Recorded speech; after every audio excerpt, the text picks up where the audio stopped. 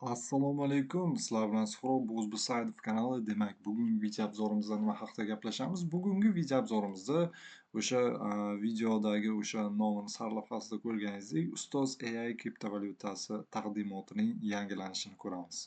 Oldingi safarlarda Ustoz AI nima va Ustoz AI o'zini tez orada chiqarayotgan kriptovalyutasi haqida batafsil ma'lumot bergan edim. Bu safar ham batafsil ma'lumot beraman va qisqacharoq qilishga harakat qilaman. Umuman olganda nimalar o'zgardi? Umuman olganda sizlarga ko'rsatmoqchi bo'lgan narsam bu dizayni to'g'rirog'i o'zgartirdim. Ya'ni o'sha skelet, o'sha ma'lumotlar hali ham turibdi. Prosta sal dizayn qilib berdim, чтобы sizlar yaxshiroq, chiroyliroq tushunishlaringiz uchun. Oldingi safarlardagisi tushunarliroq, soddaroq edi va oddiyroq ko'rinishda edi dizayni. Ya'ni o'zim to'g'rirog'i tayyorlab qiluvdim. Buni esa hozir Ustoz AIni o'zini dizayneriga berdik va hokazo tayyorlab berishdi. Ну, belgisi mana shu birjalarda основной shu ustoz bo'ladi. Masalan, Binance'da, Asterium'da va hokazo. И nomi umuman olganda Ustoz AI kriptovalyutasi bo'ladi. Burgutga e'tibor bermaysizlar, endi как emojida faqat shu bor ekan. И как olmosdek bo'ladi, manaqa olmosdek qadrlanadi deganday ma'nodalar. Mana ko'rib turganlaringizdek, mana Ustoz AIda logosi. Men Ustoz AIda co-founder va co-CEO, ya'ni bizning tilda aytganda ham asoschi va ham ijrochi direktor. Ya'ni oldin bitta ijrochi direktor Aliyon Mehroj Rashidov bo'lgan bo'lsalar, ikkinchi ijrochi direktor men Suhrob Saidov bo'laman. Nima uchun kompaniyada ikkita ijrochi direktor? Основной fokusim men shu Ustoz AI kriptovalyutasini shu bo'yicha ijro qilishga qaratilgan. Ya'ni men qilgan ishni Aliyon Mehroj Rashidov qilolmaydilar. Aliyon Mehroj Rashidov qilgan ishlarni esa bo'lganda men qilolmayman asli. И ular bilan asos soldik va ho'kiz do'llarga kelishdik. И albatta bo'lajak hamkorlar uchun, investorlar uchun do'llar ajratdik. И bu loyihaga umuman olganda investor topildi. Investor o'sha Ustoz AI kompaniyasini egasi Oliy Mehroj Rashidov.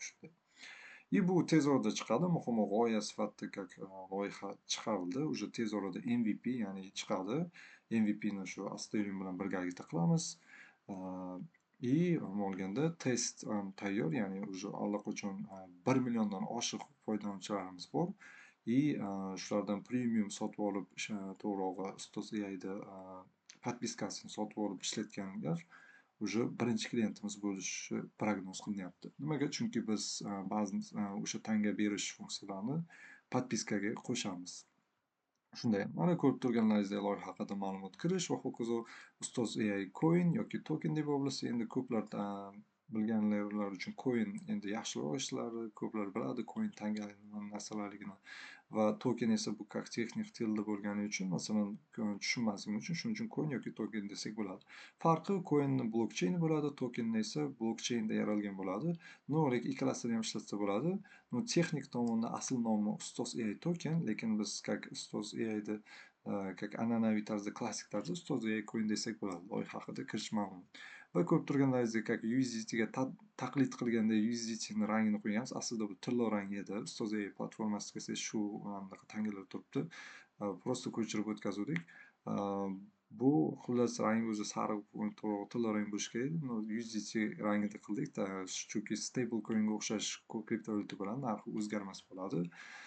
Tushmaydi ham, ko'tarilmaydi ham.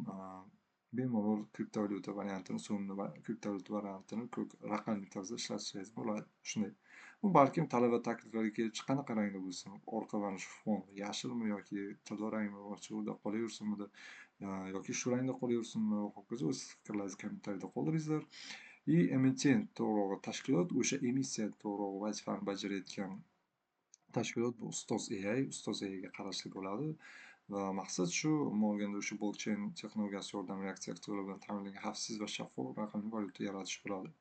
И asosiy g'oya so'mga bog'langan 100% davlat obligatsiyasi bilan ta'minlangan kripto aktiv bo'ladi. Ya'ni siz kriptovalyutani sotib olganingizda davlat obligatsiyasini sotib olasiz. Yana bir ma'lumot, siz ishlatayotgan USDC'ni ham orqasida davlat obligatsiyasi turadi. Faqat O'zbekiston davlat obligatsiyasi emas, balki Amerika davlat obligatsiyasi bo'ladi. Ya'ni masalan, Tether kompaniyasini emittent deb olsak, davlat obligatsiyasi как chiqarilgan Ustoz AIda как USDT deb tasavvur qilsangiz bo'ladi. Ya'ni bu ham shunaqa sistema ishlaydi. Bu nafaqat klientga kompaniyaga, balki davlatga ham foyda beradi shunday.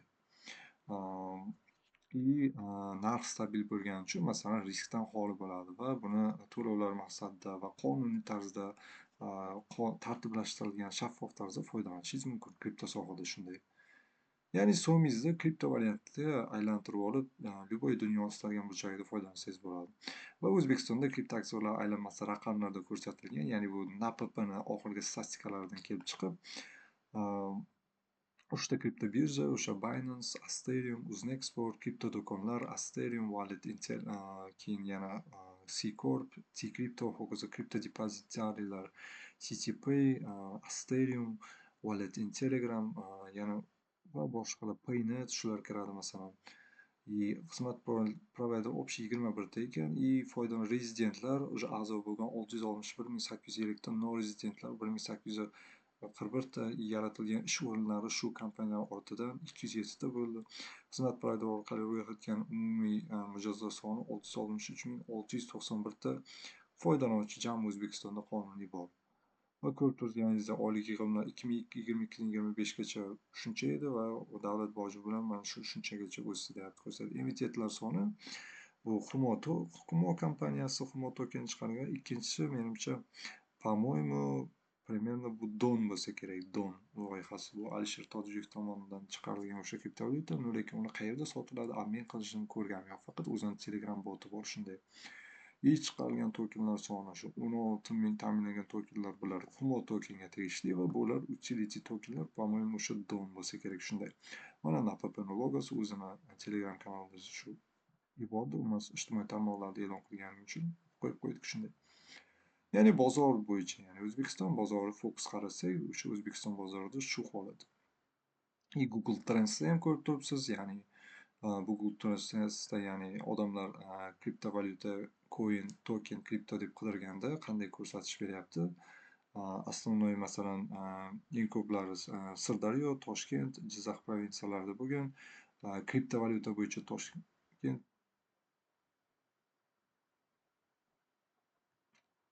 ko'rib turganlaringiz mana shunday.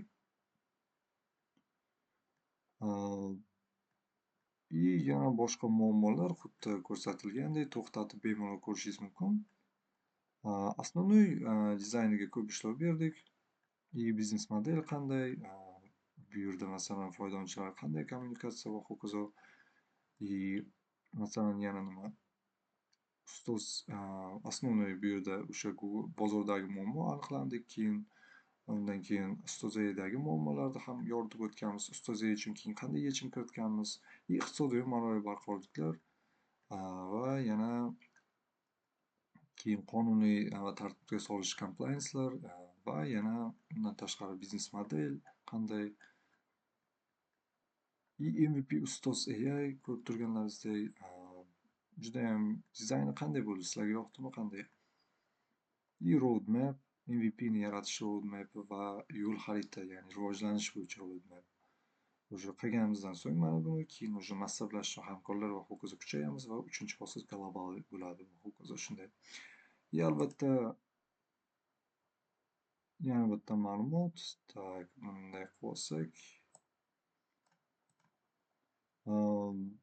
Asteriumda product manager, to'g'ri, umuman Asteriumdagi bu ideya o'zi taklif bilan chiqdik hamkorlik bo'yicha, ana shu Mirasmanda va B2B ho'kizo hamkorliklar bo'yicha va ular umuman olganda yoqishdi. Endi muzokara qilish kerak bo'ladi. Ya'ni qani yozgan edi adashmasam, savollar berdi, albatta kritika bo'ldi, javob berdik va ho'kizo shu narsalar bo'ladi deb. Va keyingi kelishuvdik, admin qilib o'sha shamollaganim uchun va ho'kizo allergiya sababli, shu kasallik sababli. Уже tez orada qilamiz, it's negotiation, ya'ni bu muzokara nuqtasi bo'ladi degani. Va albatta keyin undan keyin qanaqa bosqichlar bo'ladi? Masalan, kirsak bu yerda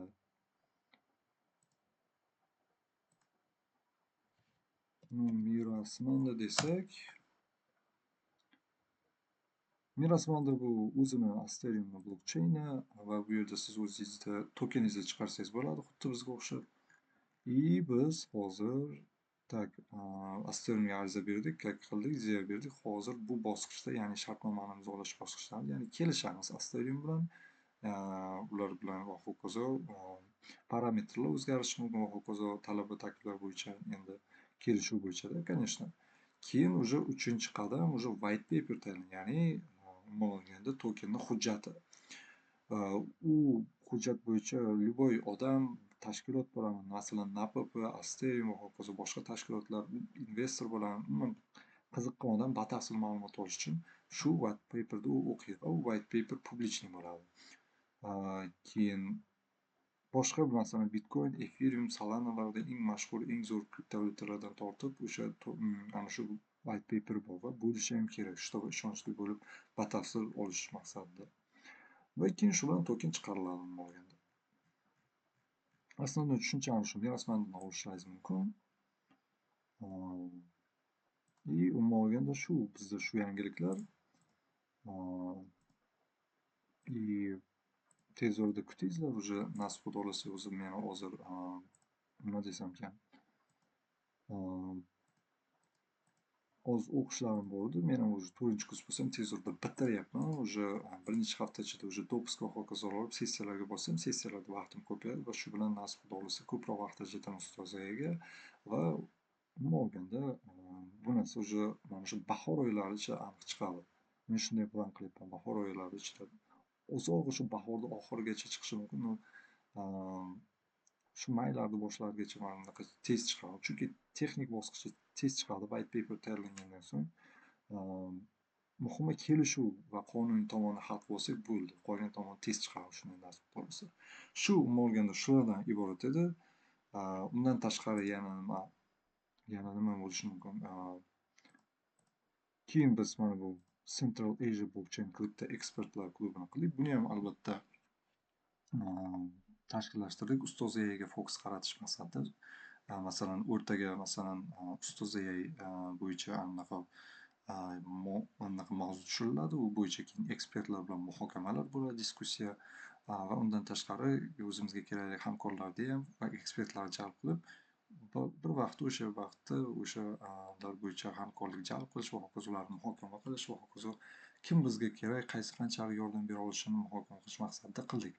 Har oyda bir marta bo'ladi. Bu haqida ham albatta ma'lumot berganman. Masalan, ko'rib turganlaringizdek eksklyuzivli uchrashuvlar bo'ladi. Format qanaqa ko'rib turganlaringizdek boshqa tillarda hammasi to'xtab bemalol ko'rishlaringiz mumkin. Rasman mana shunaqa xullas. И buni ham albatta publichniy qilishimiz mumkin. Hozircha yopiq klub, faqat bizga xizmat qiladigan, hamma xarajatlarni biz qoplaymiz. И shu основной. Bizda xullas shunaqa yangiliklar. Sizlar bilan suhbat edi. Ushbu sayt kanalni kuzatishda davom etingizlar. Savollaringiz bo'lsa yoki qandaydir gaplaringiz, takliflaringiz, shikoyatlar bo'lishi mumkin. Umuman olganda qandaydir gaplaringiz bo'lsa, kommentariyada qoldiringizlar. И video yoqdimi, yoqmadimi, yoqqan bo'lsa like, yoqmagan bo'lsa dislike. И undan tashqari kanalga obuna bo'lib qo'yingizlar. Qo'ng'iroqcha tugmachasini bosib qo'ysangiz, har bitta videoni birinchilardan bo'lib qoldirmasdan ko'ra olasizlar to'liq. И do'stlaringizga ham yuborib qo'yingizlar. Kim mana shu sohaga qiziqadi yoki shu sohaga aloqador bo'lishi mumkin yoki menga farqi umuman olganda hammaga yuborsangiz ham bo'ladi. Bu sizni tanlovingiz yoki o'zingiz bilgan o'zingiz mana shu kimga yuborishni biladigan odamga yuborib shunday. Bu narsalarni nimaga aytyapman? Чтобы auditoriyani analiz qilish, ya'ni bu kontent o'zi sizlarga yoqayaptimi, bu bo'yicha mavzu yoki o'zlaringizda qanday mavzu bor, ya'ni keyingi videolarda qanday mavzu bo'yicha qilaylik. Shuni ham takliflaringizga yozib qo'ying. Shulardan kelib chiqib albatta keyingi videoni talab va takliflar va hokazo konkurensiya shulardan kelib chiqib albatta nasib xudo xohlasa keyingi kontentda qilaman shunday. Umuman olganda shulardan iborat edi. Sizlar bilan suhbat edi. Xayr, salomat bo'linglar.